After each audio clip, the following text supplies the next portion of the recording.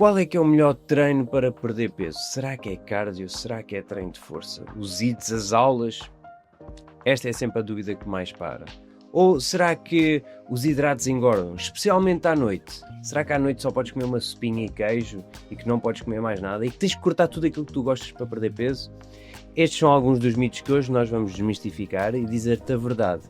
Como é que é o fitness, como é que é a perda de gordura para mulheres acima dos 30 anos. O meu nome é Filipe Simões. E eu sou a Beatriz Jorge. E juntos fundámos o Body Mind Fit, um programa que já ajudou mais de 200 mulheres a perderem peso e a nunca mais voltarem a ganhar. Espero que gostes deste episódio. Até já.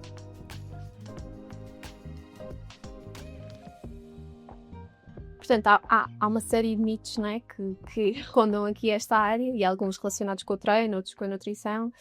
Há um que eu ouço muito, que é, se eu não estiver a suar, eu não estou a queimar gordura. Yeah. Fala um bocadinho sobre isso. É assim, esse acaba a ser um dos mitos também mais antigos.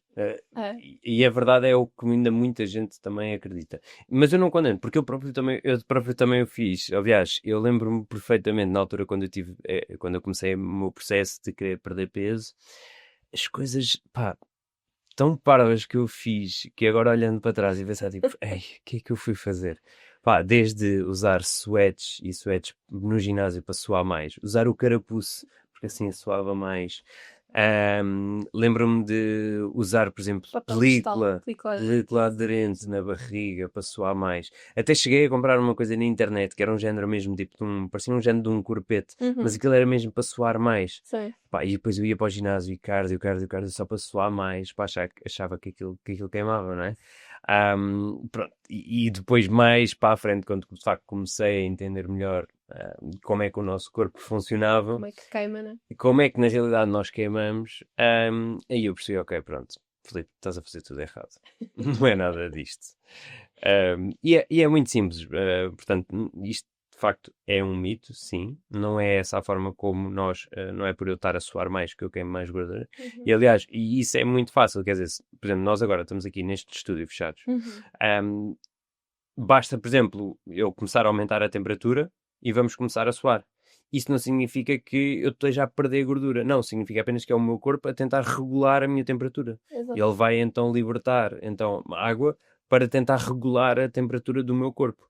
Isso não significa que eu esteja a queimar gordura, não é? Portanto, senão o que é que acontecia? Se não acontecia é que, por exemplo, vamos imaginar, em zonas do mundo onde as temperaturas eram maiores, então as pessoas não tinham praticamente gordura nenhuma. Muito.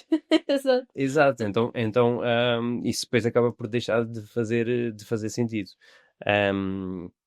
E portanto, mas isso depois também advém depois destas coisas de que se vende muito também em termos de marketing, também é mesmo a nível do treino, que é treinos para queimar a gordura, tipo, soa a gordura toda. Portanto, esse tipo de palavras que é muito utilizado em termos de marketing, tipo um marketing lingo, que é tipo aquele que atrai mais, Sim. é muito utilizado nesse aspecto. E então isso faz também com que as pessoas também caiam nesse engano, não é? Que é do género, tipo, este treino aqui é que é o treino que vai-te fazer suar mais, é o treino que vai-te fazer queimar mais calorias.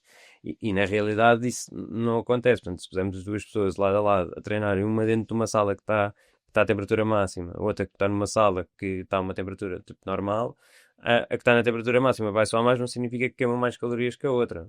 Certo. Aliás, provavelmente a que está na temperatura máxima, se calhar não vai conseguir ter tanta performance, se calhar o treino não vai render tanto, e por o treino não render tanto, se calhar também não vai conseguir tão bons resultados. Portanto, se calhar até não é de forma mais eficiente. Ou então, por exemplo, até se calhar, então bastava só irmos para a sauna. Se fizéssemos só sauna, ótimo, então queimava a gordura. Mas então, já sabemos também se fôssemos à praia e pudéssemos queimar a gordura também. Exato, estar ali ao sol, puma. Aqui. E portanto isso não acontece. Portanto, isso acaba por ser aqui um grande mito. Aquilo que nós podemos fazer, aí sim, ora aí está, a melhor forma, aqui o que nós temos que pensar é, dentro das coisas ok, a longo prazo. E agora vamos pôr, por exemplo, caso de uma pessoa específica, porque obviamente que não posso estar aqui a dizer, porque é onde depende, não é? Porque vai sempre depender de pessoa para pessoa, de situação, da idade que estamos a falar, se é homem, se é mulher, os objetivos, quanto peso é que tem para perder, e portanto, várias coisas aqui que nós temos que fazer. Mas podemos pegar aqui, por exemplo, numa das mulheres que nós costumamos, no público que nós costumamos aqui trabalhar. Uma mulher com mais de 30 anos e que tem 10 a 15 a 20 quilos para perder, aí então automaticamente o pensamento dessa mulher por norma é sempre, ok, já vem com essa crença de que, ok, quanto mais eu suar, mais eu estou a queimar. Então o que é que ela vai, por norma, vai começar a fazer? Cardio. Muito cardio, vai fazer tipo as aulas todas que soa mais, o que é que soa mais, as aulas, circuitos, etc. Não tenho nada contra isso, nada contra, mas acho que é importante as pessoas fazerem escolhas informadas, Certo. não é? Sem estar a fazer essa escolha com uma de, não, porque aquilo queima mais. E enquanto isso não é verdade. Então, o que é que aqui nós queremos fazer? Pondo essa situação, o que é que vai acontecer? Essa pessoa vai começar a ter um gasto calórico muito elevado, não é? Porque vai começar a fazer mais cardio, o cardio queima mais calorias, vai ter um gasto calórico mais elevado. Vamos supor que ela, juntamente com uma estrutura alimentar bem desenhada, está em déficit calórico, ela vai começar a perder peso rapidamente. O que acontece? Quando ela começa a perder peso rapidamente, acontece que não há suporte do corpo para entender o que é para preservar aqui. Porque as pessoas têm que entender que o nosso corpo não é constituído só por gordura, não é? Nós temos, o nosso peso é massa muscular, é água corporal, é os nossos órgãos, portanto, são várias coisas. E, portanto, ele quando o nosso corpo olha, quando estamos a dar aquele sinal de que é para fazer aquele tipo de treino mais intenso cardiovascular, ele não utiliza muita massa muscular nesse tipo de treinos. Então o nosso corpo ele é uma ferramenta muito inteligente. Ele é muito a expressão do use it or lose it, não é?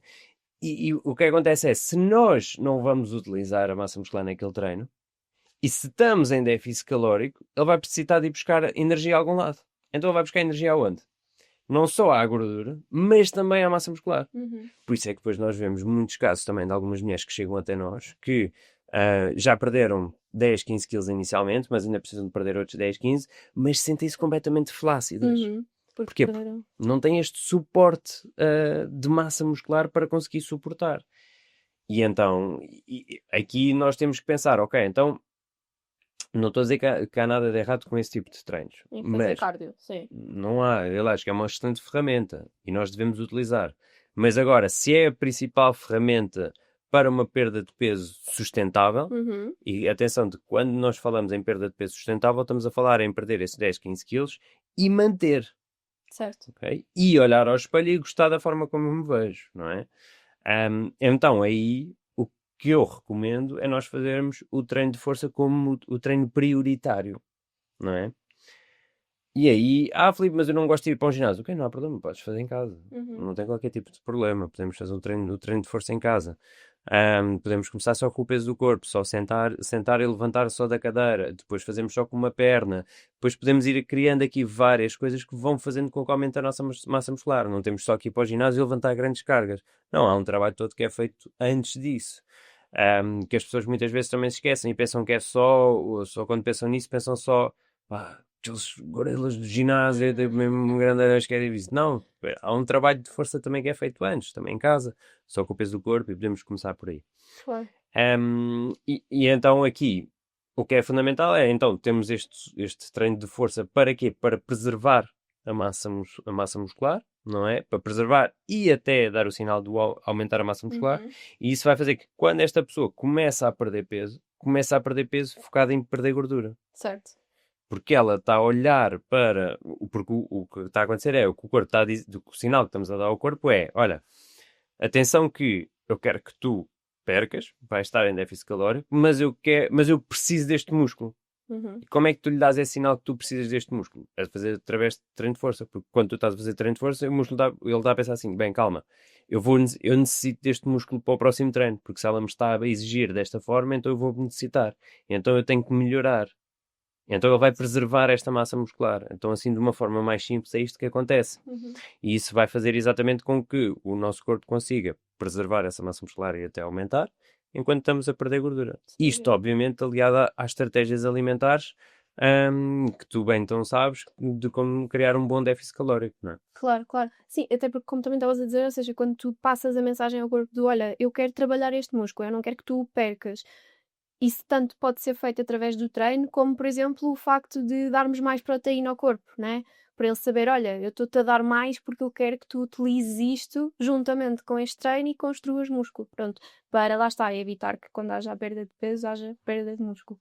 Mas no fundo, ou seja, para também resumirmos aqui, acaba por ser um mito quando dizem que o cardio é a melhor forma de perda de gordura, porque não tem que ser obrigatoriamente a melhor forma, é só mais uma forma que, no fundo, para uma mulher acima dos 30, nem é a melhor, porque acaba por ter uma perda de massa muscular maior se for só isso que faz, por exemplo. Exatamente, e ainda bem que estás a tocar nesse ponto. Portanto, e agora aqui só com esta explicação que eu também me alonguei aqui mais um bocadinho, Não, mas fez sentido, fez sentido. mas acabamos por, pronto, como está já aqui com outro mito, não é? Que é este mito de que, portanto, não é o que, ok, não é por eu suar mais que estou a queimar mais gordura, e também o mito de, como é que estavas a dizer, qual é que Que era? o cardio é o melhor treino para a perda de gordura. Exatamente. Portanto, que o cardio não é o melhor treino para a perda de gordura.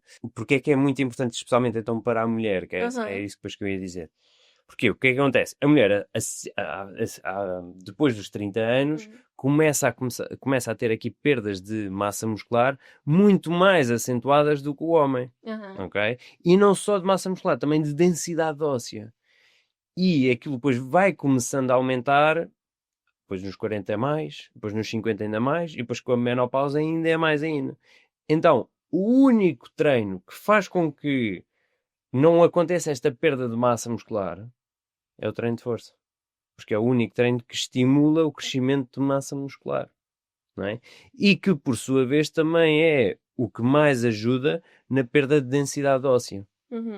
E isto é incrível. E ainda bem que estamos a falar disto, porque ainda a semana passada, e muitas das pessoas que se calhar estão a ouvir, e tu também certamente sabes, que a minha mãe treina comigo, já vai fazer 3 anos que ela faz treino de força de forma regular, 2 vezes por semana, às vezes vai para fora, então acaba só por fazer uma, mas 2 vezes é o hábito que ela tem. E a minha mãe também, pronto, durante também uma fase, também passou aqui uma fase também difícil, então também teve um cancro, mas depois conseguiu por cima e conseguiu, aqui neste caso, curar-se, como as pessoas também, pois, que têm cancro também sabem que nunca se curam na realidade, mas pronto, isto depois são outros 500. Mas o que aconteceu foi que a densidade óssea da minha mãe também, e devido também ao facto de estar também na menopausa, também foi bastante afetada. Como é o normal de uma mulher, que qualquer mulher aconteça acima dos 30 anos. E o incrível foi que ela faz todos os anos um exame, que acaba por ser a densiometria, para analisar a densidade óssea, e pela primeira vez, essa densidade óssea aumentou. E, portanto, estava em menos nas vértebras, estava em menos 2,2, se não me engano, e passou para menos 0,2. Lindo. Ok? E também, que acabava por ser uma das grandes preocupações, especialmente quando entramos também numa faixa etária dos 50 para cima, dos 60 para cima, que é exatamente isso que a gente tem que ter cuidado, não é? Especialmente a mulher, que é como há esta perda de massa muscular e como há esta perda de densidade óssea, qualquer coisinha, qualquer queda ou assim, fratura É logo. mais preocupante, claro. Então acaba por ser mais preocupante.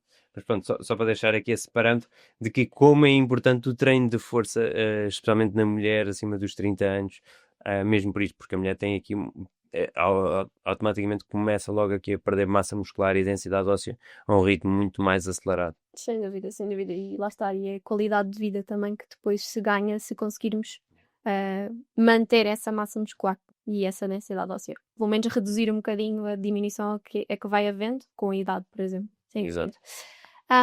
A nível da nutrição, agora vou puxar aqui um bocadinho. Portanto, há um mito que nós ouvimos muito e já ouvimos há muitos anos e vamos continuar a ouvir por muitos anos ainda. Espero que um dia pare de existir. A partir de hoje, este já não é um mito. Já ninguém acredita nisso. Uma petição para isso, que é sobre os hidratos de carbono, não é?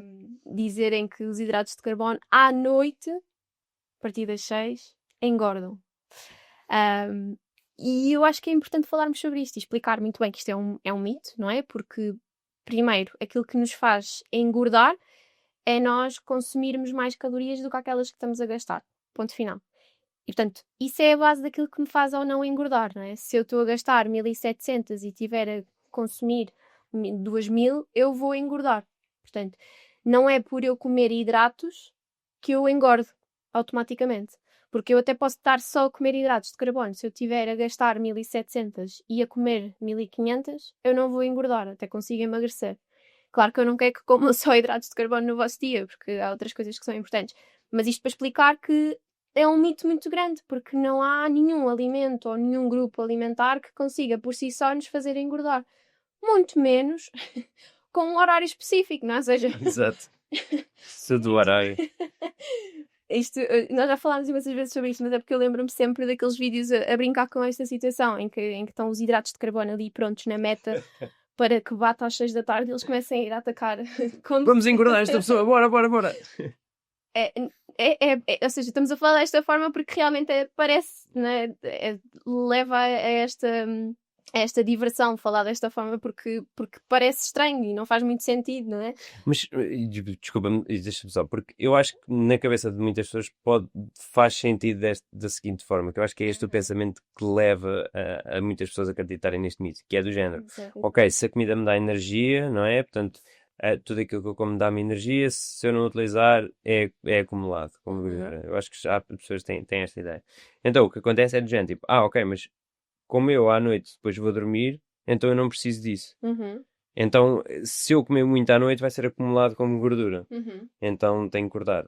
Porquê especificamente os hidratos? Não sei. E também porque, ou seja, imagina, existe muitas dietas que são low carb, né? Ou seja, que retiram por completo. E a verdade é que quando as pessoas retiram um grupo alimentar da dieta, e estamos a falar de um grupo que normalmente preenche uma percentagem grande no meu dia, imagina 40% ou 45% das minhas calorias podem vir de hidratos de carbono, por exemplo. Imagina que eu retiro isso por completo. Obviamente que eu vou, se calhar, conseguir ter um déficit calórico, não é? E isso leva-me a uma perda de peso. Mas não é por culpa dos hidratos, é por culpa das calorias todas que eu baixei. Só que depois faz esta associação de se eu tirar os hidratos, eu perco peso. Então os hidratos engordam, não é? Exato. Quando no fundo não, estamos a falar só de matemática, porque eu baixei 500 calorias, então eu vou perder peso. Eu podia fazer exatamente a mesma coisa com a gordura, ou exatamente a mesma coisa com a proteína. Claro que não se quer, novamente, mas dava o mesmo resultado. E eu acho que é aqui que às vezes falta essa informação para se perceber bem que a culpa não é dos hidratos, mas sim das calorias que se ingere diariamente. E isso por acaso agora leva-me aqui a um ponto que porque é isso, infelizmente aquilo que nós vemos que acontece mais hoje em dia é que há esta epidemia do excesso de peso e da obesidade.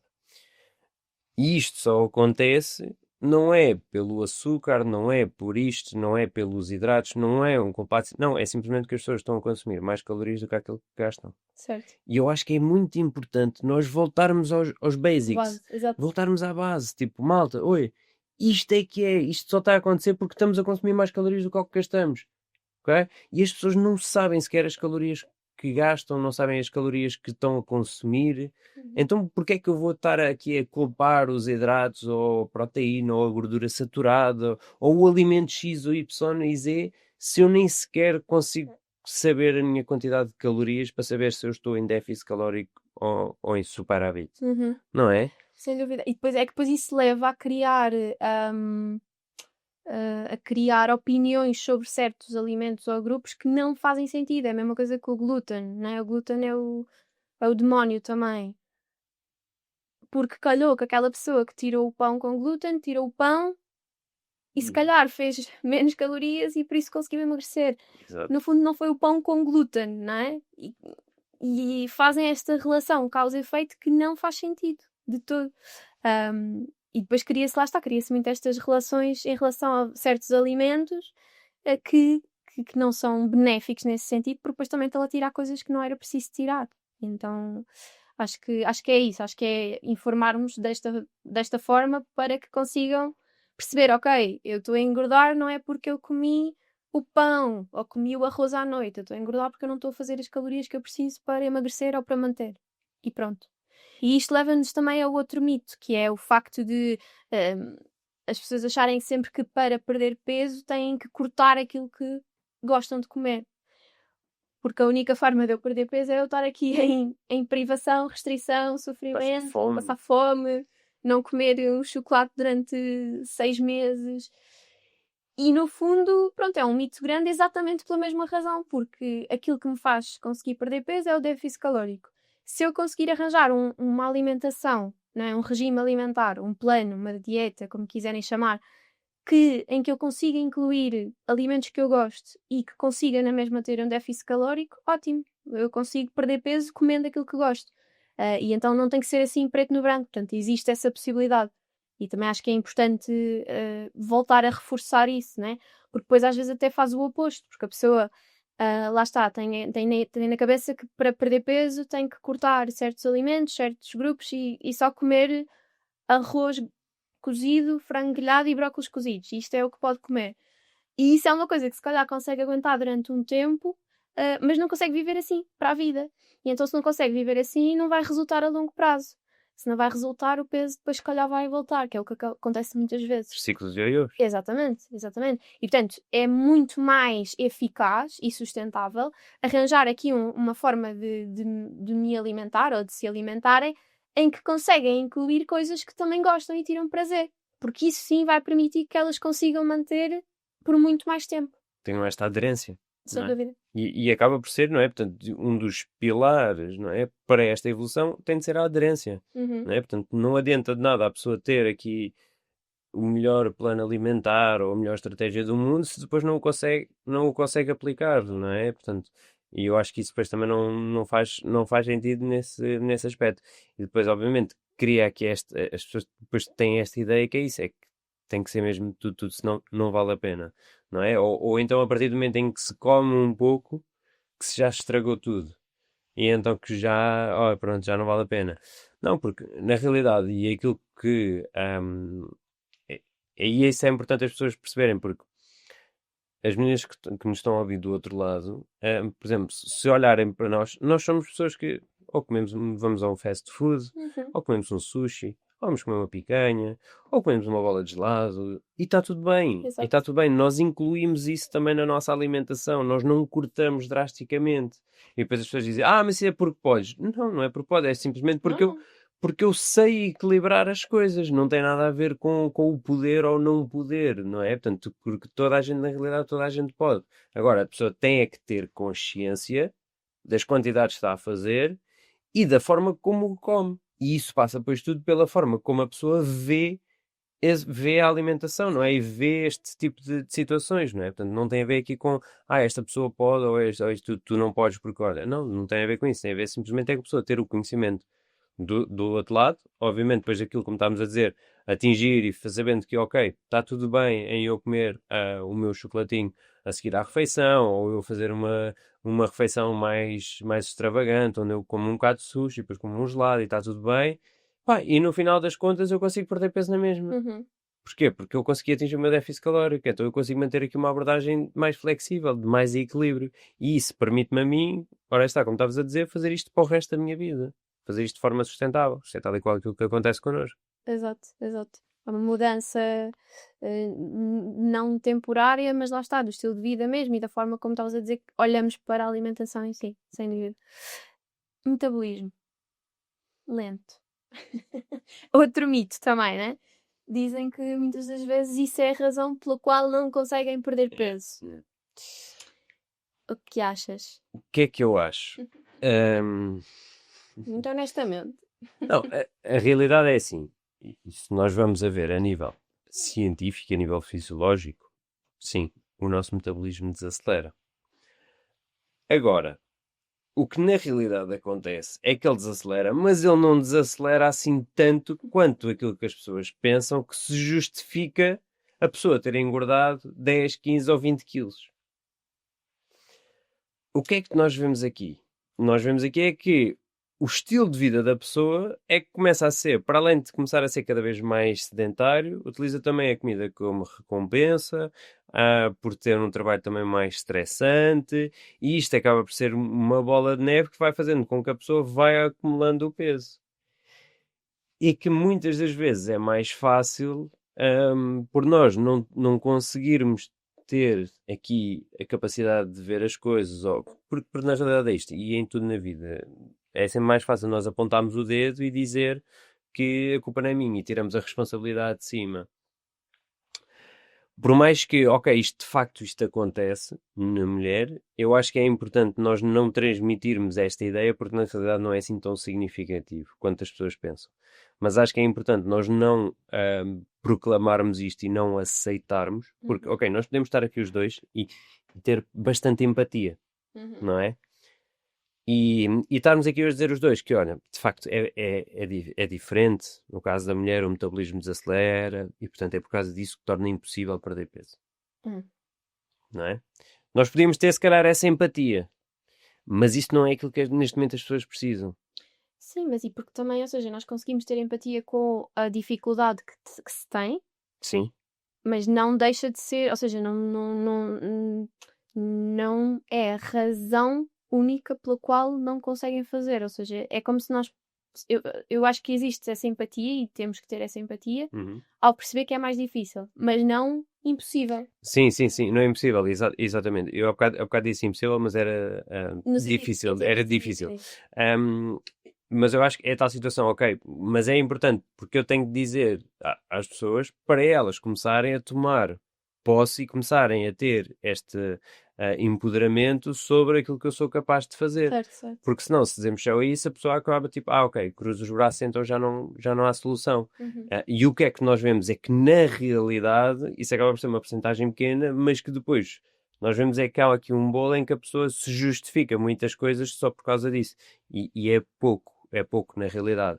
O que é que nós vemos? O que acontece? É rotinas cada vez mais sedentárias, os níveis de stress cada vez maiores, o descanso é pouco, recorremos a comprimidos para melhorar o sono, comprimidos esses que também depois têm efeitos secundários e que também não ajudam e que também levam depois também ao aumento do apetite, e isto acaba por ser aqui uma bola de neve onde a pessoa rapidamente passa 5 anos, 3 anos, 10 e nisto já aumentou 5, 10, 15, 20 quilos, não é?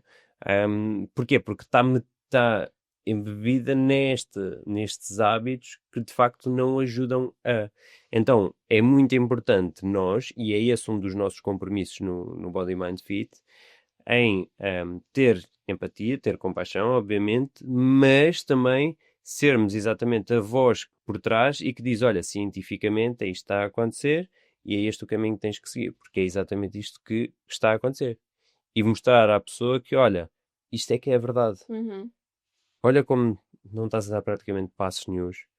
Olha como a maior parte da tua alimentação é descuidada e é tipo, olha, deixa andar e é o que vier. Ou é à base de snacks rápidos ou assim. Olha como nem sequer estás a comer nada de manhã. E então é por causa disso que à noite, quando o teu nível de stress baixa, tu vais a destacar o frigorífico. E olha como não estás a fazer treino nenhum, por isso é que provavelmente estás cada vez com menos energia para o teu filho e portanto e por causa disso acabas por responder mal. E é importante nós mostrarmos aqui um espelho à pessoa para que ela entenda, ok, então há aqui coisas que eu tenho que mudar. E depois é incrível, porque quando vemos que esta pessoa começa a ter ownership, começa a ter esta responsabilidade própria, os resultados começam a aparecer. Era isso mesmo. Quanto mais consciente a pessoa for, mais consegue fazer para mudar. Porque quando existe a ideia de que o metabolismo é que é a culpa, se o metabolismo tem a culpa, eu não consigo fazer nada para mudar. E então vamos ficando na mesma situação. Enquanto que quando percebemos, ok, o metabolismo é uma das 30 razões pelas quais eu não estou a conseguir. Então deixa-me trabalhar aquilo que eu consigo e tenho controle bem. E é como estás a dizer, os resultados aparecem. E depois aí passam para 29 razões pela qual eu consigo e apenas uma pela qual eu não consigo. E 29 é muito maior do que uma. E portanto aí depois a pessoa vai começar a ver resultados. Que é, e imagina, é isso, é a tal situação. Nós, quantas e quantas mulheres não entram para o programa e numa primeira avaliação dizem que nunca conseguiram perder peso e não conseguem perder peso porque, por causa do metabolismo, que era a única razão. Mas depois perdem 10, 15, 20 quilos, não é? E aí, então, porquê? Porque ela começa a entender que, ok, não, há aqui coisas que eu posso fazer e que têm um impacto gigante. Sem dúvida. E depois vêm os bons resultados. E muito bons, sem dúvida. Sem dúvida. Último mito. Aqui para as nossas meninas também, que é o mito sobre se eu treinar e se eu fizer treino de força, eu vou ficar muito musculosa. Pronto. Vou ficar gigante. Exato. Era bom. Era bom. Eu ando a tentar há alguns anos e como podem ver, não estou a conseguir. Portanto, não, isso não vai acontecer. Muito pelo contrário, é uma ferramenta excelente, especialmente na perda de peso.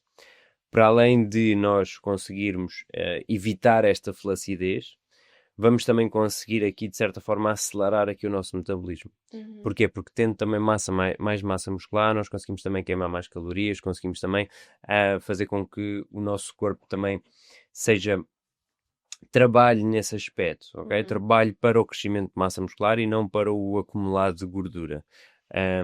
Isso acaba por ser fundamental. Aliás, só por exemplo, agora para dar aqui um exemplo, eu creio que já dei também um destes exemplos também num destes podcasts, que é até um dos culturistas mais conhecidos de todo o mundo, o Ronnie Coleman, de 7 ou 8 vezes campeão do mundo, nos anos 2000 ou 90 mais ou menos.